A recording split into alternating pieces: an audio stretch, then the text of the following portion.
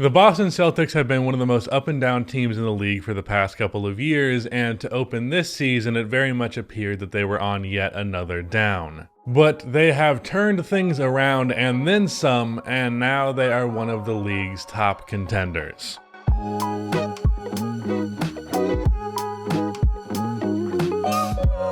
If you enjoyed this video, please be sure to subscribe for more NBA content. Also drop a like. It only takes 1 second and it makes a massive difference in how the video performs in the YouTube algorithm. Also, go check out the Shoot Around. It is a podcast that I host with Mojo99 and Rudy St. Clair. We do it every Wednesday and Sunday at 10:30 p.m. Eastern Standard Time. So go subscribe to that channel and come around when the show is live. It's a ton of fun to do that show, so all the support is much appreciated. The Celtics are not being taken seriously enough as a contender and a serious threat to win it all. In fact, depending on what the Nets look like come playoff time, the C's might be the third most likely team to come out of the conference, in my opinion. As for why, well, let's start with the most important thing. The Celtics, after a slow crawl, have made it all the way up to #1 in defensive rating in the NBA this year. And in the calendar year 2022, they have specifically been the best defense in the league by a country mile. This is from the contributions of Marcus Smart, who has returned to form on defense after around 2 seasons of being much worse than normal on that end. Al Horford still brings a ton of value as a defender. Robert Williams is a Defensive Player of the Year candidate and underrated as a whole. Their new addition, Derek White, is great, and Jason Tatum might just be the most underrated defender in the entire league, as the guy should be in all defensive conversations, and yet he rarely is.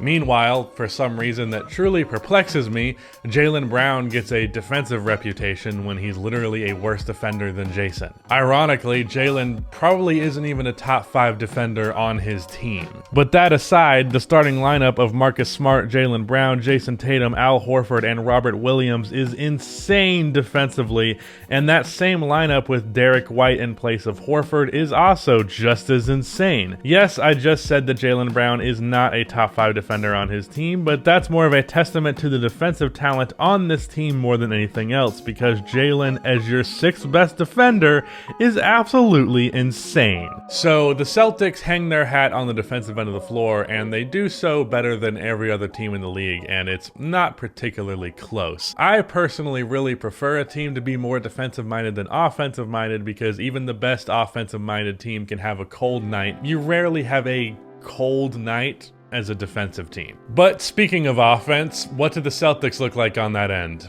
Well, that's where my real concern exists. The Celtics still, in my opinion, have an offense that is too ISO heavy with not enough off-ball movement or playmaking, though it has been a little bit better with the addition of Derek White. It is still very much not ideal. Simplicity is not a bad thing, but so simple the team might as well not have an actual offensive scheme to begin with. Well, that is definitely a bad thing. So if the Celtics end up disappointing, it will be because of their weakness on the offensive end of the floor. The most encouraging sign for the Celtics, though, and yes, more encouraging than how good they have been defensively, is the fact that they are not blowing leads anymore. The Celtics over the past few seasons have become notorious for being the most consistent chokers in the NBA. The best win the Chicago Bulls had this year was when they came back from being down over 20 points to enter the 4th quarter to this year's Celtics, who again were a completely different team to open the year. That's just the first example off of the top of my head, but this Celtics team would not allow that to happen like that Celtics team did.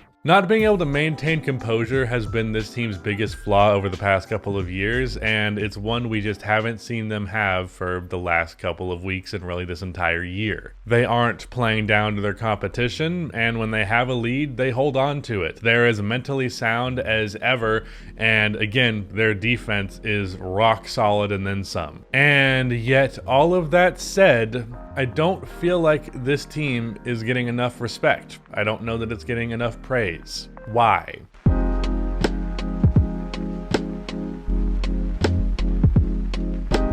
I really feel like a majority, or at least the majority of casual fans, are not really aware of the turnaround the Celtics made. They're probably aware that the team has gotten better, but not to the true extent that it has. The Celtics were profoundly mediocre to open the year, and this after a profoundly mediocre season last year, and because of this, even in spite of some personnel and staff changes, the general perception was becoming, well, I guess this is just what the Celtics are. We shouldn't have some contender level expectations for them based on the past, because that just isn't what this team is anymore. As a result of these feelings, the majority of the discourse you saw surrounding the Celtics this year was around the idea of trading Jaylen Brown or Jason Tatum. There was a lot of noise around the Celtics, and all of it was negative, but when they turned it around, it was weird because the noise went away. Obviously, the negative noise had to go away. That's just the natural order of things. But the thing is,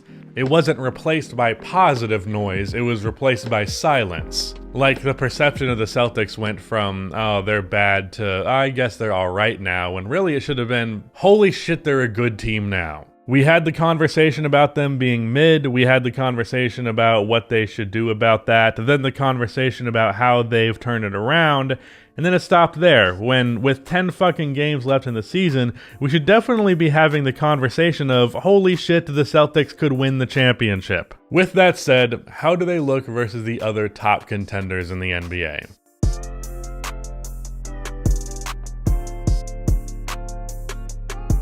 What's scary about Boston's defense is it is built to defend any type of team. Whether you are a guard-centric offense like the Bulls or the Heat, or a big and paint-centric team like the Bucks and the Sixers, or something in between like the Nets and the Cavs, Boston has the matchup. If they need to go more perimeter-based, put in White for Horford, but if they need to give Embiid fits in the post, need to put a wall in front of Giannis, they have the size with Horford at the 4, Time Lord at the 5, and having big wings like Tatum and Jaylen to swipe at the ball at any given moment. The defense they have is scary against any offense, whether it's a team that's going to attack the rim or shoot from outside. As a result, I don't think you beat the Celtics as an offensive team that has a not so great defense. You really have to beat them with their own offense. Really, it's going to have to be a team that can survive Boston's defense and be respectable enough on offense, and then actually shut down the Celtics on that side of the floor. In that case, I think the Bucks stand as their biggest threat in the conference, followed by the Sixers,